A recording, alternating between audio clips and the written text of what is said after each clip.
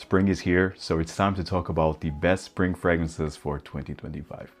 Hi everyone, I'm Joel, and this is my channel Scented Moments, where we discuss everything about perfumes. So this video is about my spring lists for 2025. These are the best fragrances for this year to me, to my nose. I have here 15 fragrances, designer, niche and exclusive designers, and actually, unlike I did in the previous years, like where I ranked the lists, my seasonal lists, and I separate them from niche and designers, this video and this time I will not do any of that. So I will neither be ranking nor I will be separating niche with designers and exclusive designers. I will just be mentioning all at once, let's say, like first one designer, then another niche, then the other exclusive designer.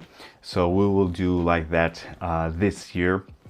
Still great fragrances here. It's just too hard really in the end to rank them because each one of them is just fantastic. They smell amazing. They could easily be number one. So without further ado, let's get started. Now the first fragrance here from the house of Tom Ford, and this one for me is one of those fragrances that I need to have on my fragrance, my spring rotation. It is Tom Ford's Beau de Jour. Tom Ford Beau de Jour. This is really a must-have for spring. Although this could easily be signature scent worthy, meaning that you can wear this during the entire year with no issues. Performance is fantastic. This is another Parfum. This was initially part of the private blend, but then they re-release as the signature in their signature collection, and Tom Ford is doing that quite frequently nowadays. Now we have Café Rose. I think we will have this year Eau de Soleil Blanc, which was part of the private blend as well from the Soleil Blanc line. We had Ombre Leather. So we had quite a few fragrances that were originally part of the private blend moving to the signature. One hand is good because they get cheaper, but at the same time some say that they don't smell the same as they did in the private blend. I don't recall how Beau de Jour smell like in the private blend, so I can't really compare. What can I say is that this version smells amazing. This is basically like a fougere fragrance with lavender, tons of lavender in here, and also tons of patchouli. This is a more masculine, more mature type of fragrance, more gentlemanly, sophisticated type of scent. But in the end, you can wear this really anywhere. And you will always be smelling amazing. You will be shining, no doubt. And even if you're a woman and if you like this type of fragrances, I highly advise it for you to check this one out. This also has a green component in here that maybe it's because of the patchouli, but definitely has a green aspect in here. But the main notes here are the lavender and the patchouli, quite earthy and a bit damp, I would say. Lavender here, it's very similar to the lavender that it's used in Frederic Malle's music for a while, which I absolutely love. It's lavender, pineapple, and also patchouli. But this one doesn't have any pineapple, of course. But in the end, this is a fantastic scent. Highly advised to try. For me personally, this is part of my spring rotation. It's Beau de Jour by Tom Ford. The next fragrance from the house of Marc-Antoine Barrois, this one is Tilia. This was released last year, one of my favorite releases of last year actually, and this is very different from the previous fragrances from Marc-Antoine Barrois. I would say that this is the most feminine leaning fragrance out of all Marc-Antoine Barrois fragrances, but I would say that this is still fairly unisex and it's quite unique. This one has an amazing linden blossom note in here that it's just to die for. It's so realistic and it feels like that you are under a linden blossom tree. It's just to die for, and this smells like spring. You also have heliotrope, vetiver, and you also have some ambroxan in here that really enhances the performance, I would say, and the projection wise, and I think it really enhances the scent overall. I love it. I absolutely love this one. Tilia was love at first sniff for me. Performance wise, it's fantastic. And again, very different from Ganymede, very different from B6A3, and even from Ensalade as well. I mean, Ensalade It's also like a spring fragrance, I would say, but I'm very in the fence regarding Ensalade.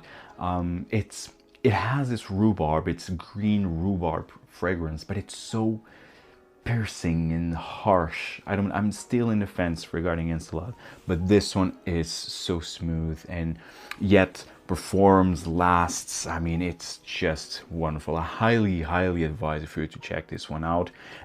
This doesn't have any Akigalo wood nor anything of the sort. It's just really a fantastic linden blossom fragrance. The linden blossom here is the main character, it's the main note here, and it's really done fantastically well. So it's Tilia by Marc-Antoine Barrois. The next fragrance, this one from the house of MDCI Parfum. This one is Invasion Barbare, another must-have for me during the springtime. But again, another one that you can easily wear all year round, signature scent worthy. This is another barbershop fragrance, but very different from Beau de Jour from Tom Ford. I mean, you can see the amazing dent that I already put here. Definitely running very low. And I don't know, maybe this year I will be finishing this bottle and I want a new one. This is repurchase worthy. This for me is my favorite barbershop fragrance, I would say right away. I already talked about this one many times in this channel. This was created by Stéphanie Bacouche. She also made quite a few fragrances for Comporta Perfumes, which is a niche Portuguese brand that I already talked about in the past. Actually, I just recently talked about Ocaso on my previous video, also spring theme related.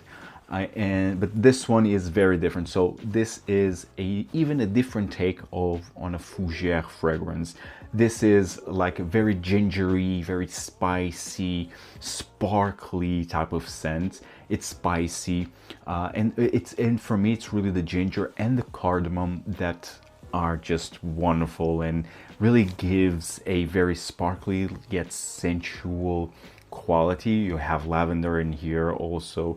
I also would say that you have a bit of vanilla or tonka bean. No, you definitely have like some sort of underlying sweetness, but very mild, not like sickly sweet, of course. In the end, this is a very classy, very elegant fragrance that performs really well also, and it's one of the best from MDCI Parfum. And again, it's a must-have for me overall, especially for spring. Invasion Barbare by MDCI Parfum. And the next fragrance from the house of Guerlain, Vetiver Parfum. And I already talked about this one. So this was released last year. I compare it with the original Vetiver, which I have and I love. And what I can say here is, if you love the Eau de Toilette, I think you will really appreciate this one. This is really a more intensified, more strong, rich version of the original Vetiver.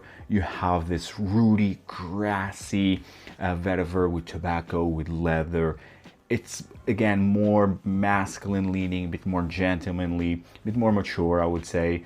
But again, you just need to appreciate Vetivers in the end to appreciate this one. And I just assimilate Vetiver to spring more than fall or even any other season. Although Vetiver, it's quite versatile and you can wear it really all year round. But in the end, for me, because Vetiver has this grassy, rooty qualities, I just associated more with spring. But nonetheless, I think this is a brilliant Vetiver. Guerlain really did a great job by creating a parfum concentration of their Eau de Toilette Vetiver, which again, love it. So yes, if you love Vetiver, if you're a fan of the original Eau de Toilette, I highly advise for you to check this one out. Performance-wise is great, actually, so try this one if you have yet to. Guerlain's Vetiver Parfum. The next fragrance, this is the best rose fragrance out there. I mean, and it's not a spring list without a rose perfume, so we better just go with the best rose in the market, in my view, in my opinion. It's from the house of Les Indemodables, and this one is Rose Jamal. This is the most natural smelling, full-on red rose with mint, so it has that fresh, refreshing quality. And this one actually, since day one, since the first time I tried it, this kind of gives me vibes of Amouage Lyric Man, which I have. And actually Lyric Man is the reason why I love fragrances to this day. but I would say that this one, Rose Jamal, it takes the rose to the next level because it has a more rich, full quality that Lyric Man, it's lacking a bit. But again, Lyric Man is still amazing, and it's still, for me, a reference in terms of rose fragrances. And they have this similarity in terms of being fresh red roses, although this one doesn't have the lime that Lyric Man has. But again, for me, this is a bit better than Lyric Man. Highly advise you to try it. Performance-wise, it's fantastic. So if you are into rose fragrances, this is a must try. But again, check out the entire Les Indemodables fragrance house. Check out their sample set. It's how I discovered them. And nowadays I have quite a few of their fragrances in my collection, and I still plan to add a couple. There are two colognes that I definitely want to have for my spring, not my spring, but my summer rotation for this year. But yes, for spring is Rose Jamal for me. And again, this is not a spring list without Chanel's number 19 Eau de Parfum. Now, last video I talked about the Poudre version, which is brilliant. It's more focused on iris. I would say that that's more of an iris fragrance. This one is a green fragrance, more focused on galbanum, and with this floral bouquet of iris, rose, lily of the valley, with a touch of aldehydes in here also. And in the end, you have this wonderful, elegant green fragrance. This is a masterpiece of a perfume. Everyone should try this fragrance at least once. I have the entire number 19. I'm a big fan of this line, actually. And this, actually, number 19 of the Parfum is the reason why I appreciate green fragrances nowadays. And yeah, it's one that I will always have in my collection. Oh, it's really good. It's really good. Now, this is marketed for women, but if you're a man and if you are into green fragrances, please do check this one out. Fragrances know no gender. That's a matter of marketing, simply put. So highly advise for you to try number 19 Eau de Parfum by Chanel, a masterpiece of a green fragrance. Now, the next fragrance, this is from House of Olfactive Studio. Now, it's been a while since I talked about an Olfactive Studio fragrance, because so far I just talked about Still Life in Rio, which was one of my very first niche fragrances for the summertime, and I already talked about it. Actually, one of my first videos was my comparison between Virgin Island Water by Creed and Still Life in Rio by Olfactive Studio.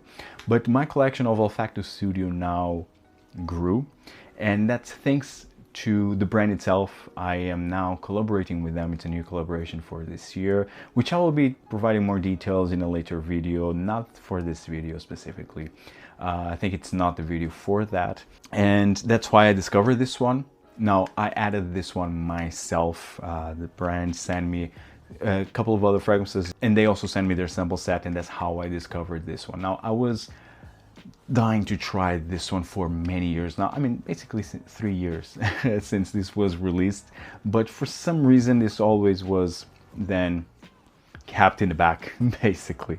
But now I finally tried, have it, and I'm enjoying this one a lot. It's Edie Shot by Olfactive Studio, and this is their shot collection, where the bottles come in this like leathery case attached, and this is a high quality iris fragrance. This is a very buttery iris fragrance. Actually, this was created by Dominique Roupion, and he did a great job here. Very buttery charcoal iris, I would say, cold iris, and it's just a natural smelling iris with aldehydes. You have also big dose of almonds in here, vetiver, cedarwood, and blackcurrant. It's just to die for. It's really good. I would even say that the most prominent notes to my nose are this buttery orris, a bit cold, with almonds, with cedarwood, and you can definitely smell a bit of the aldehydes in here. Oh, it's so damn good. It's really, really good. One of my favorite iris fragrances, I would say right now. This really shines on my skin, and it's so elegant. If you are into iris fragrances, I highly advise for you to try this one, Iris Shot by Olfactive Studio. Now the next fragrance from the house of Hermes, and I wanted to talk about Terre d'Hermès, and I wanted to feature Terre d'Hermès Eau de Toilette, but in the end, that's very popular, and I already mentioned Guerlain's Vetiver, and although Terre d'Hermès has, I mean, that bitter orange, earthy, ISOE super qualities, but in the end, it also has a lot of Vetiver. So I wanted to highlight this one because it's quite forgotten, and it's a classic masterpiece created by Edmund Runicka in 1951. This is the reason why we have Quartier Déclaration in the first place, created by Jean-Claude Ellena. Jean-Claude Ellena was the apprentice of Edmund Runicka. This one is Eau d'Hermès. Eau d'Hermès. And this is a wonderful contrast of bright citruses with aromatic qualities, with this dry, spicy nuances and leather. It's wonderful. It's a wonderful fragrance for me. This cream spring, although this can be signature scent worthy. You have the lavender, the citruses on top with the cloves, cardamom. Now, because of the cloves, and the cloves here are quite prominent, this might not be for everyone. But then again, I highly advise for you to try. In the end, this is a classic, and the classics should be tried at least once. And this one is one of those examples. So elegant, very sophisticated. Please do try this one if you have yet to. It's Eau d'Hermès by Hermès. And the next fragrance, this is a wonderful, wonderful green fragrance for me. One of my favorite green fragrances actually at the moment. This was featured on my spring list of last year as my number one. It's from the house of Rubini Odenaturae. I love this one. This for me is close to a masterpiece. Because of how natural it smells, how peaceful it is. This has a huge dose of chamomile flower, and I think it's where the peace comes from, the peace vibes comes from. But you also have a nice dose of, I would say to my nose, galbanum. This is in the end, a very green, grassy, bit resinous fragrance, floral. But with the chamomile flower being the most prominent note in here. Everything is so smooth. You literally, when you spray this one, you are at peace with nature. It's how this fragrance smells like. Highly advised for you to try. Rubini is a small niche brand from Italy. I had the opportunity to try and discover them at Essence in 2023. It was really a wonderful experience. Currently have 3 fragrances from their range.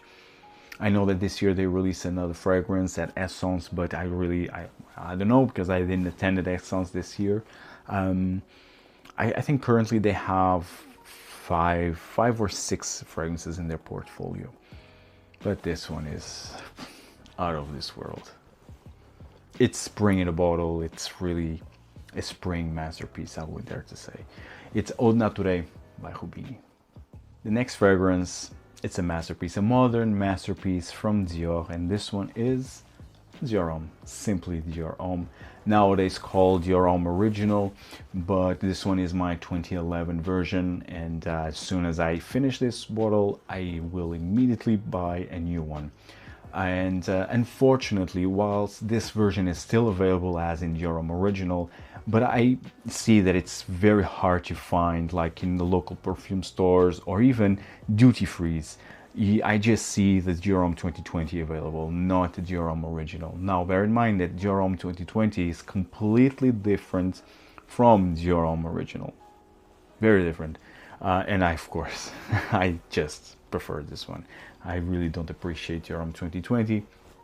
But this one is an iris masterpiece. Now, I already featured Iris Shot, but I mean, you need to make an exception, and if you are making an exception, you better go with Dior Homme. No, I already said this in the past. If I would have a signature scent, it would be Dior Homme, simply put. So that's how I love this fragrance. This can be signature scent worthy. You can wear this during the entire year. For me personally, for some reason, I just associate this, or better saying, this fragrance works the best during spring. I think it's where this fragrance shines. It's during spring. And this one has iris. I mean, that makeup-y iris with the cacao, with the creamy, musky qualities. Just wonderful masterpiece of a perfume. Highly advised for you to try. It's Dior Homme, nowadays called Dior Homme Original. The next fragrance from the house of Ajmal. And I purchased this one this year, and it was quite affordable, I would say. It was below 90 euros in the online discounters. And after this video, I will be talking about my fragrance haul of this year so far. This one will be featured in there, and it is Amir One from Ajmal. Gorgeous looking bottle, very heavy bottle. This is just a 50 ml, but it's extremely heavy. This is an aromatic oud fragrance, and it's a very natural smelling oud. I love oud, and if you are giving me a more versatile, natural smelling oud, I'm completely in. And this has a wonderful lavender, clary sage in here. You have patchouli, you have rose, you have lily of the valley, and you have this natural smelling, smooth oud. It's just, this is really how luxury fragrances should smell like, and this really puts to shame so many so-called niche luxury fragrances, especially the ones that say that contain oud. Yes, forget about it. This is where it's at. This is a click on, as you just heard, and it's wonderful. I'm featuring here, because I first of all wanted to feature this one. I wanted to feature Amir One. I wanted to talk about this fragrance, and I do believe that this works wonderfully during the spring. I already wore it a couple of times during the colder. It was colder than it is today, for example, here in Lithuania, and it works wonderfully. So now I'm very curious to see how this will behave during the spring and during the warmer days. But in the end, I mean, if I already wore the Moon during the summer in Portugal last year, I think this would be just another wonderful experience. Amir One by Ajmal. Highly advise you to try it. Man, I can't really have enough of this one. If you love oud, and if you want a more versatile oud fragrance, that it's a natural smelling with a natural smelling oud note in here, Amir One by Ajmal is the one for you. And the next fragrance, it's from the house of Frederic Malle, could easily be number one. Also, this just to say, it was extremely hard to just pick one that would be the number one spring fragrance of 2025. I mean, seriously, any of these fragrances could be number one easily. And this is another example of that. This one is Synthetic Jungle by Frederic Malle, nowadays called Synthetic Nature. And I have the original Synthetic Jungle. Love it. Now bear in mind, wow, this was not love at first sniff. It was not. This is a bit challenging fragrance because this is a very green. I mean, if you're talking about green, you need to talk about Synthetic Nature. It's as green as it can get, and it's very sappy, very like almost muddy. And I would even dare to say like almost like animalic. And although this doesn't have any animalic qualities, this actually is quite floral and with a heavy patchouli note in here as well. But in the end, this is a very sappy, damp, muddy, green, floral fragrance. It's done to perfection, really. It's fantastic, very vegetal-like fragrance. And man, just smelling it, my mouth is dry almost. Because it's also quite dry. There's no sweet edges in here whatsoever. No creaminess. Oh man, but this screams spring. Synthetic jungle, and performance-wise is amazing. Also, the synthetic nature currently smells amazing, so just go with that one. If you haven't tried synthetic jungle, just go with synthetic nature. So yes, synthetic jungle by Frederic Malle. Wonderful, wonderful green fragrance here. Now it's time to quickly talk about the last three fragrances that I have here. These three are exclusive designer fragrances. So the first one from Hermes, this one is Violette Volynka, one of my favorite discoveries of last year. Violette Volynka is, like the name implies, all about violets, and it's such a smooth violet in here. Mineral, it has this mineral quality that violets usually give, not in a Ganymede type way, let's say, but it has a mineral quality. And it also, violets also give me a bit of a tea-like impression. And you then have leather, and it's just wonderful, wonderful, wonderful fragrance. Overall, I adore this fragrance, and I think spring is the best season to wear Violette Volynka, but again, you can wear this really pretty much all season. Performance-wise, is amazing, actually. This really lasts me all year, not all year, but all day long. So yes, I really advise you to try this one. I already talked about Violette Volynka a lot in the past, so definitely check out all my previous videos when I feature Violette Volynka. Really one that I highly advise for you to try from Hermes. The next fragrance, this is from the house of Guerlain, from their La Matière, released last year, also just like Guerlain's Vetiver Parfum. This one is Neroli Plein Sud. Adore this one. This for me was love at first sniff. I never imagined that I would love Neroli Plein Sud as much as I do, enough to buy a full bottle. But Neroli Plein Sud, it's such a unique take on Neroli. Like Neroli here, it's present, but it's far from being the main note. Now it's soapy, it's floral, you have that almost like eau de cologne style, but you have so many spices in here. You have turmeric, you have ginger, you have pepper. I mean, this is really a spice fest. And it's the turmeric for me that really takes me. Because it's so unique, and you don't see turmeric feature that often, and especially so pronounced in a perfume like in here is. It's wonderful, really. And this for me, I think spring is the best season for that. Spring and fall, I would say, but more spring because of the Neroli still adds that eau de cologne soapy quality that it's wonderful and balances and works wonderfully during the spice fest that it's Neroli Plein Sud. I really adore this one. It's quite unique, very different from everything that Guerlain did, especially in this line. So I highly advise for you to try it. It's Neroli Plein Sud, and performance-wise it's actually quite good. And last but by no means least, from Chanel, Les Exclusives. It's not a spring list without this one, Bel Respiro. And my bottle is the Eau de Parfum. Now, Bel Respiro is another green fragrance. I mean, green fragrances really capture the best what spring is all about. And this one, it's so fresh, clean, very soapy green fragrance. It's extremely soapy. For me, very uplifting. It's a type of feel-good type of scent.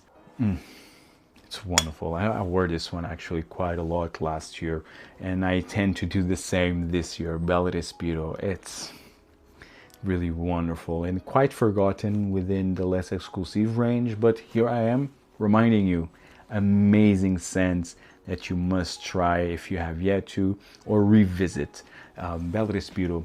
And if you want to smell fresh, green, grassy, like soapy, it's Bel Respiro. Finishing this list, guys, let me know in the comments down below if you find value in this video. If you did, please leave the like, comment, subscribe, check out all the other fragrance content that I have available. Let me know in the comments down below what are your spring lists for 2025. See you in the next one. Take care, guys. Ciao.